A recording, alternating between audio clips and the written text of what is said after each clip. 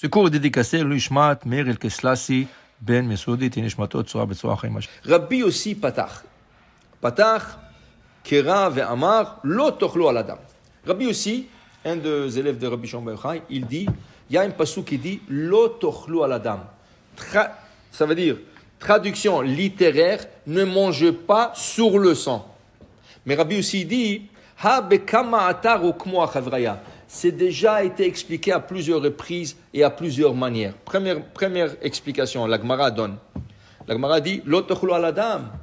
Tu ne peux pas manger jusqu'à ce que tu pries pour toi, pour ton sang, pour ton bien-être, pour ta guérison, Alors ça veut dire que le matin, là, tu ne t'assois pas à faire un petit déjeuner juste avant que tu fasses la prière d'abord. Lo tochlu, achi titpalelu al damchem. Prie pour ton sang, puis prie pour ton bien-être, et après assis-toi à manger. Okay? Ça c'est une explication. Al tochlu al adam. Ne manger. Okay? Il y a des autres explications. Mais il dit qu'il y a aval haïkera, ce verset, itlet arabe. Il faut l'expliquer d'une autre manière, il dit, Rabbi aussi, dirtiv. Il ramène un autre verset. Mi pene seva takum. Tu te lèveras devant un homme âgé. Seva, c'est l'âge. Il dit, mi pene seva. De qui parle, à qui fait allusion la Torah ici, un homme âgé? Il dit Seva de Oraita. Ça veut dire, il dit ici, comme Rabbi Rav Amnuna, Kadava Chame Sefer Torah va kamikame. Il dit, de là, on apprend qu'il faut se lever devant un Sefer Torah. Quand il dit devant un sage, tu te lèveras, le sage dont on fait allusion ici, c'est le livre de la Torah. Quand tu vois un Sefer Torah qui marche, ça veut dire on le dirige quelque part, on le sortit de Echal pour aller lire, pour aller l'emmener dans une autre salle, tu te mets debout. Parce que la Torah, c'est la sagesse. La Torah, c'est la chokhmah. Mipne seva takum. Ça, c'est en premier temps. Après, il te dit ici, alors dans ce cas, que gavnada, si c'est le cas, ba'e barnash le mekam bikiyuma kamet amit chacham. Si tu vois un érudit, quelqu'un qui étudie la Torah beaucoup, un grand chacham de la Torah, si tu te lèves pour un Sefer Torah, tu dois te lever pour lui. Pourquoi? La Torah, c'est quoi? La Torah écrite. Mais ce érudit, qu'est-ce qu'il apprend? Il apprend la Mishnah, il apprend la Gemara, il apprend le Chumash. Alors, il possède beaucoup plus que la Torah. La Torah, c'est rien que la Torah écrite.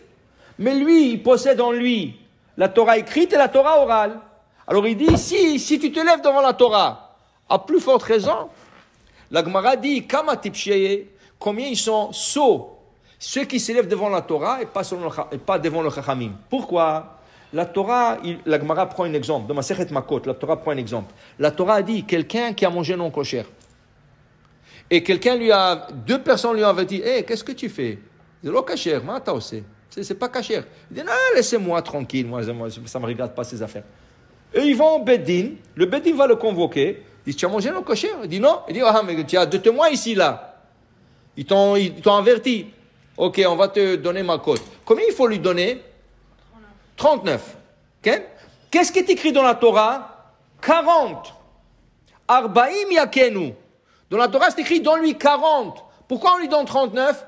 Parce que le Chachamim, quand ils ont appris la Torah, ils ont déduit de versets que la Torah ne voulait pas donner vraiment 40, la Torah voulait donner que 39.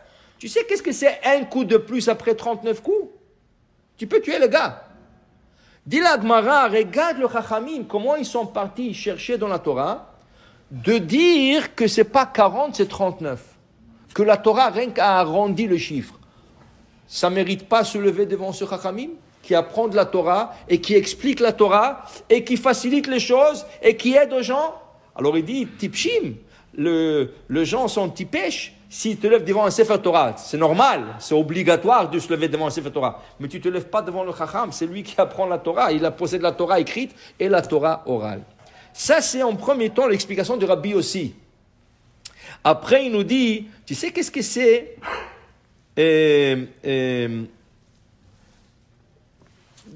Amar Rabbi Shimon, Mikan remez la Torah shebichtav, remez la Torah shebalpeh, et tout anenan, on a appris encore. Ma c'est mipne seva takum. Devant un homme âgé, tu te lèveras. c'est pas écrit hommagé, seva. Seva, c'est la vieillesse, si tu veux. Il te dit, devant ou avant la vieillesse, lève-toi. Qui veut dire, avant que tu deviennes trop vieux, lève-toi et fais tchouva. C'est pas rien que se lever devant la Torah, se lever devant un chacham. Se lever à temps avant la vieillesse. Avant que tu sois trop fatigué, tu ne pourras rien faire, tu n'auras pas des envies. Tu vas faire tchouva, que tu veux ou pas, tu vas faire tchouva. Tu vas t'asseoir à la maison toute la journée. Qu'est-ce que tu vas faire toute la journée? Ken? Lève-toi avant et commence à faire tchouva un peu. Commence à étudier, commence à aller à la synagogue, commence à faire des choses, Ken, avant que la vieillesse arrive. Il dit ici, c'est sûr que la tchouva, même au dernier souffle, elle est valable. Le gars, avant de donner son dernier souffle, il dit « Ah, je regrette tout ce que j'ai fait, tach, il meurt. » C'est sûr qu'il est bal tchouva, il a fait tchouva. Mais ce n'est pas la même chose quand tu es jeune et tu peux faire des péchés, et tu as des tentations, et tu as des désirs, et tu t'arrêtes. Et tu dis « Non, je vais faire tchouva, je ne vais pas le faire, je vais être dans le gauche. » C'est beaucoup plus fort. Alors, dit Rabbi aussi, c'est ça que la Torah voulait dire, « Mipne seva » avant que la vieillesse arrive, takoum, lève-toi et commence à faire Teshuvah. Baruch Adonai Le'olam. Amen ve Amen.